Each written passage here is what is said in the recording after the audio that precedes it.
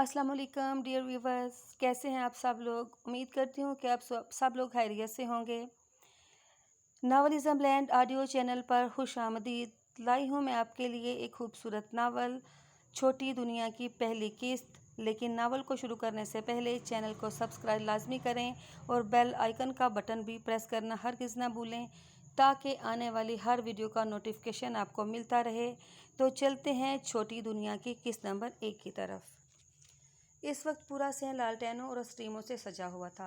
Luxury कारें इस्लामाबाद के इलाके B17 में वाक़या बेग मैंशन के दरवाजे पर पहुंच गईं। गुलाब और चमेली के फूलों की खुशबू से पूरी हवेली महक रही थी। दुल्हन के कमरे में मिसेस बेग सफ़ेद डिज़ाइनर ड्रेस में खड़ी थी।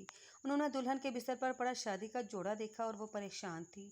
हाथ में मोबाइल पर मैसेज जगमगा रहा था। मम्मी, मैं इस अंकल से शादी नहीं कर सकती, सॉरी। कुछ मिनटों के बाद खानदानी मुलाजमा बाहर से दौड़कर आई। इसने अपना सर नीचे किया और मिसेस बेग के कान में सरगोशी की। हमने पूरी हवेली में तलाश लिया, लेकिन मैडम कहीं नहीं है। मिसेस बेग की टांगें लरज रही थीं और वो तकरीबन ज़मीन पर गिर पड़ी थी। वो कहाँ गई? मैडम, वो किसी के साथ भाग गई। वो कैसे कर सकती है? इसने खानदान की इज्जत का नहीं सोचा। या अल्लाह, सब मेहमान बाहर हैं, लेकिन दुल्हन जो मरकजी की दार थी शादी से भाग गई।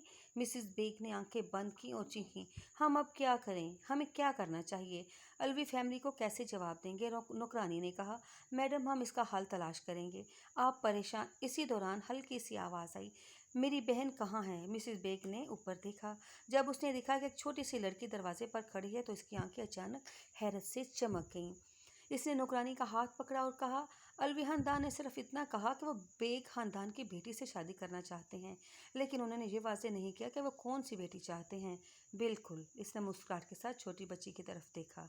इसकी नाजुक कमर, लंबी और मामूली पलकें, छोटा सा बारीक नाक, काले बाल जो पोनीटेल में समेटे हुए थे, और माथे पर आता बेबी कट, शफाफ और दूधिया रंगत। कद मुश्किल से 5 फुट होगा और बड़ी बड़ी काली आंखें जिस पर बड़ा सा गोल नज़र का चश्मा लगा हुआ था। वो छोटी सी मासूम सी गुड़िया थी, देखने में मुश्किल से 16-17 साल की लगती होगी, बिल्कुल बावली सी। यहाँ हो बेला, वहाँ क्यों खड़ी हो? आप यहाँ क्या कर रही हैं? वो थोड़ा सा खौफसदा थी। वो जानती थी कि वो यहाँ आने की अहलियत नहीं रखती थी। वो आमतौर पर पहली मंजिल में नौकरानी के कमरे में रहती थी। मैं आप ही से मिलने आई हूँ, ये गुड़िया देने के लिए। अब इनकी शादी हो रही है ना, आई स्वेयर। मैं सारे काम करके आई हूँ और मेहमानों के सामने भी नहीं गई, इसने धीमे लहजे में कहा। वो छोटे हाथों से अपनी कमीज़ को दबोचा। मिसेस बेग ने आंखों में हंसा दुबरा, लेकिन इसने मुस्कुराते हुए कहा, बेला, तुम्हारी बहन चली गई है क्योंकि इसे कुछ और काम करना था। वो खो गई है। आप बेला चौंक कर मुंह खोला और मिसेस बेग ने बात जारी रखी, आप जानती हैं कि दुल्हन के मुंतजिर बाहर बहुत सारे लोग मौजूद हैं। अगर वो नहीं आती है तो लोग आपके बाबा का कितना मजाक उड़ाएंगे। इसने एक हाथ से अपना चश्मा हिलाया और अपनी गोल मटोल आंखें घुमाकर मासूमाना जवाब दिया, तब तो हमें आप ही को जल्दी से ढूंढना होगा, पागल लड़के। मिसेस बेग ने अंदर ही अंदर इसकी अकल को सलामी पेश की, लेकिन फिर आंखों में पानी लाकर बोली, मुझ पर एहसान करोगी मेरी प्यारी बच्ची? मैं हूँ तो तुम्हारी सुतेली माँ, फिर भी तुम मेरे लिए नहीं तो अपने बाबा के लिए। मैडम, मैं। इसने हैरत से इस हस्ती को देखा जो इस पर हर रोज़ एक नया जुल्म करती थी, मगर इस बावली को कहाँ समझ थी। इसने बेला का कंधा दबाया और कहा, देखो, आपको शादी का ये जोड़ा पसंद आया? उसने इस बात में सर हिलाया और मिसिस बेग के चेहरे पर शातराना मुस्कुराहट उभरी। निकाह वीडियो कॉल पर हुआ था। बेला बेग और रेयान अलवी जीवन साथी बन गए और 17 साल छोटी सी लड़की को 36 साल रेयान अलवी के सुपुर्द कर दिया गया और कुछ ही दिनों में वीज़ा क्लियरेंस के बाद नन्ही बच्ची को अमेरिका के लिए रवाना कर दिया गया था। वो पहली बार जहाज़ में बैठी थी। इसके साथ रेयान का करीबी दोस्त था जो इसे अमेरिका से लेने आया था। बेला का बुरा हाल हो रहा था, अजीब सा खौफ था।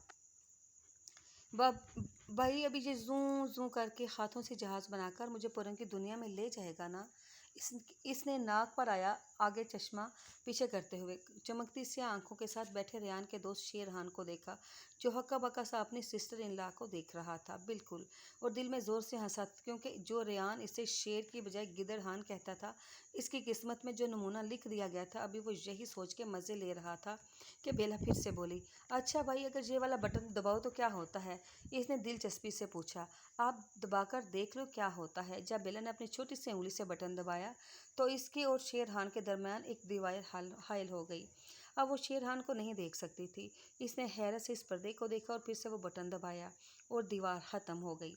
इसने खुशी से ताली बजाई और फिर बटन फिर से दबाया। फिर शेरहान को देख के बोली, चा शेरहान तो बस रेहान के एक्सप्रेशन इमेजिन कर रहा था। हा हा, कितना मज़ा आएगा। इसे रह रहकर हंसी आ रही थी। और ऊपर से बेला की बच्चों जैसी बातें। इसने 14 घंटे 45 मिनट की फ़्लाइट में बेला की गुड़ियों की शादी से लेकर रियाजी में सी ग्रेड आने तक सब सुना था।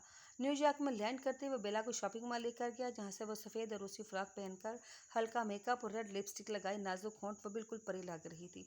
और फिर इसे वो रेयान विला ले गया, जहाँ इस बुआ ने इसका इस्तकबाल किया। वो एक छोटी सी परी के सदके वारी हो रही थी। वो थी ही इतनी प्यारी। फिर इसे इसके कमरे में भेज दिया गया।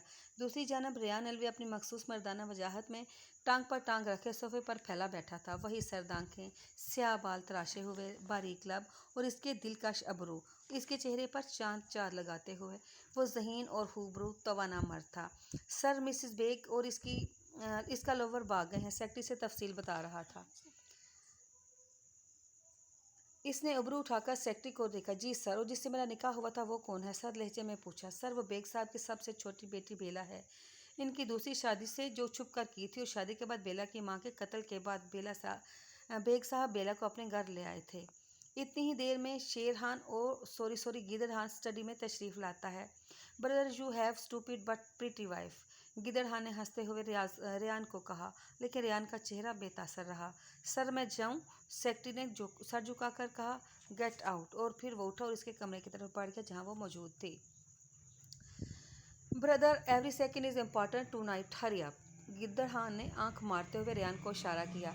रेयान ने शादी अपने दादा की फरमाइश पर की थी। ये कहना बेहतर होगा कि आखिरी ख्वाहिश पर जो रेयान ने पूरी की थी। इसने दरवाज़ा खोलने पर कुछ टूटने की आवाज़ सुनी। वो बेड पर बैठी दोनों हाथ अपनी गोद में रखे और मुंह पर सफ़ेद जालीनुमा घूंघट लिए रेयान कदम बढ़ाते इसके करीब के झुककर सफ़ेद पर्दा हटाया और इसकी स्याह चमकती आंखों में देखा। एक अजीब सा एहसास हुआ था और इसके लबों से दो लफ्ज़ निकले, फ़कत दो लफ्ज़, छोटी दुनिया। वो हल्की उम्र की छोटी सी लड़की थी जो अपनी बड़ी बड़ी सी आंखें खुली से ही देख रही थी। सुरह लिपस्टिक होंठों पर कम और दांतों पर ज़्यादा लगी थी। अस्सलाम वालेकुम जीजा जी। रेयान ने बेयकीनी से इसे देखा। क्या कहा तुमने? इसने पलकें झपकी और मुस्कुराकर बोली, जीजा जी। वो आई एम सॉरी, मैंने आपका ग्लास तोड़ दिया। रेयान को हैरत का ऐसा झटका लगा कि वह बोल ही नहीं पाया कि इसने कभी तसव्वुर भी नहीं किया था कि इसकी शादी एक अंडर एज लड़की से होगी। वो फ़ौरन बाहर जाने को मुड़ा जब इसके मजबूत हाथों को बेला के नरम हाथों ने थाम लिया। जारी है अगली किस्त पढ़ने के लिए चैनल को सब्सक्राइब लाजमी करें। चैनल अभी न्यू है, आप सबकी सपोर्ट की भरपूर ज़रूरत है। उम्मीद करती हूँ कि आपको चैनल जो है वो आपको नावल झूठी दुनिया जो है उसकी पहली किस्त बहुत पसंद आई होगी। मिलते हैं दूसरी किस्त के साथ, उस वक्त तक के लिए अल्लाह हाफिज़।